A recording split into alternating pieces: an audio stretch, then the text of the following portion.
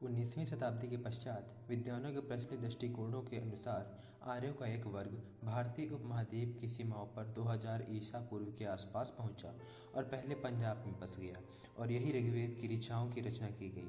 आर्यों द्वारा उत्तर तथा मध्य भारत में एक विकसित सभ्यता का निर्माण किया गया, जिसे वैदिक सभ्यता भी कहते हैं।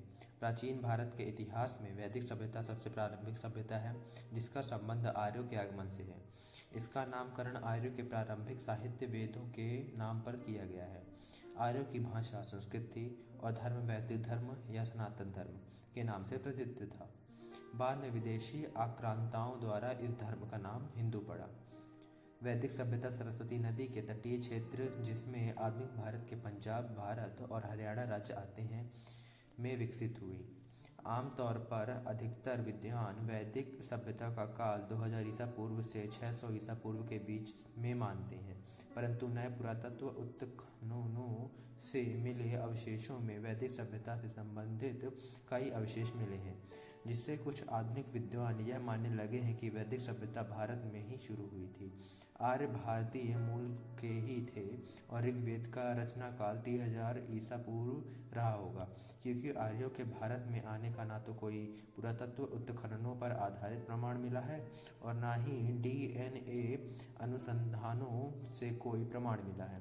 हाल ही में भारतीय पुरातत्व परिषद द्वारा की गई सरस्वती नदी की खोज से वैदिक सभ्यता, हड़प्पा सभ्यता और आर्यों के बारे में एक नया दृष्टिकोण सामने आया है। हड़प्पा सभ्यता को सिंधु सरस्वती सभ्यता नाम दिया है, क्योंकि हड़प्पा सभ्यता की 2600 बस्तियों में से वर्तमान पाकिस्तान में सिंधु तट पर मात्र 265 बस्तियां थीं, जबकि शेष अधिकांश बस्तियां सरस्वती नदी के तट पर मिलती हैं। सरस्वती की एक विशाल नदी थी, पहाड़ों को तोड़ती हुई निकलती थी और मैदानों से होती हुई समुद्र में जाकर विलीन हो जाती थी। इसका वर्णन ऋग्वेद में बार बार आता है। यह आज से 4000 साल पूर्व भूगर्भीय बदलाव की वजह से सूख गई थी। आर्य लोग खानाबदोश गडेरियों की भांति अपने जंगली परिवारों और पशुओं को लिए इधर से उधर भटकते रहते थे। इन लोगों ने पत्थर के नुकीले हथियारों से काम लेना सीखा। मनुष्यों की इस सभ्यता को वे यूलिस सभ्यता कहते हैं। इस सभ्यता में कुछ सुधार हुआ तो फिर चिलियन सभ्यता आई। इन हथियार औजारों की सभ्यता के समय का मनुष्य पर वानर के रूप में थे।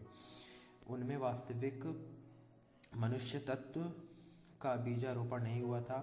मुस्टेरियन सभ्यता के पश्चात रेंडियन सभ्यता का प्रादुर्भाव हुआ। इस समय लोगों में मानवोचित बुद्धि का विकास होने लगा था। फिर इसके बाद वास्तविक सभ्यताएं आईं, जिसमें पहली सभ्यता नवपाषाण कालीन कही जाती है। इस सभ्यता के युग का मनुष्य अपने जैसा ही वास्तविक मनुष्य था। अतः यूथिल सभ्यता से लेकर नवपाषाण सभ्यता तक का काल पाषाण युग कहलाता है। पाषाण युग के बाद मानव जाति में धातु युग का प्रादुर्भाव हुआ। धातु युग का प्रारंभ ताम्र युग से होता है। नवपाषाण युग के अंत तक मनुष्य की बुद्धि बहुत कुछ विकसित हो गई थी। इस समय कृषि का आविष्कार हुआ। कृषि की सभ्यता की माता थी। आर्य ही संसार से सबसे प्रथम कृषक थे।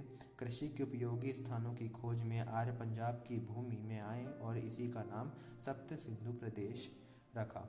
आर्य लोग संपूर्ण सप्त सिंधु प्रदेश में फैल गए, परंतु उनकी सभ्यता का केंद्र सरस्वती तट था। सरस्वती नदी तट पर ही आर्यों ने ताम्र युग की स्थापना की। यहाँ उन्हें तांबा मिला और वे अपने पत्थरों के हथियारों को छोड़कर तांबे के हथियारों का काम लेने लगे।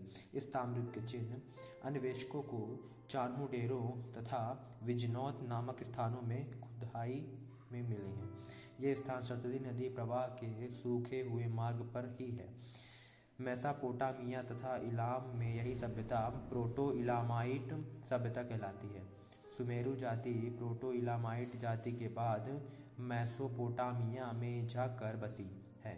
सुमेरु सभ्यता के बाद मिस्र की सभ्यता का उदय हुआ। प्रसिद्ध अमेरिकन पुरातत्वविद डॉक्टर डी टेरा ने सिंधु प्रसिद्ध को पत्थर और धातु युग में मिलाने वाले कहते हैं। ताम्र सभ्यता के बाद कांस्य की सभ्यता आई। कांस्य की सभ्यता संभवतः सुमेरियन लोगों की थी। मेसोपोटामिया के उर्फार किश तथा इलाम के सुसा और तपा मुस्यान आदि जगहों में उन्हें खुदाई में कांस्य की सभ्यता के नीचे ताम्र सभ्यता के अवशेष मिले हैं। मेसोपोटामिया में जहाँ जहाँ इस प्रोटो इलामाइट कही जाने वाली ताम्र सभ्यता के चिन्ह मिले हैं, उसके और सुमेरु जाति की कांस्य की सभ्यता के स्तरों के बीच में किसी बहुत बड़ी बाढ़ के पानी द्वारा जमी हुई चिकनी मिट्टी का उसे 4 फुट मोटा स्तर प्राप्त हुआ है। यूरोपीय पुरातत्ववेत्ताओं का यह मत है कि मिट्टी का यह स्तर उस बड़ी बाढ़ द्वारा बना था, जिसको प्राचीन ग्रंथों में नूह का प्रलय कहते हैं।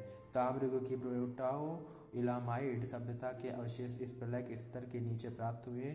इसका यह अर्थ लगाया है कि इस प्रलय के प्रथम में ही प्रोटो इलामाइट सभ्यता का अस्तित्व था। इस सभ्यता के अवशेषों के नीचे कुछ स्थानों में निम्न श्रेणी की पाषाण सभ्यता के चिन्ह प्राप्त हुए हैं।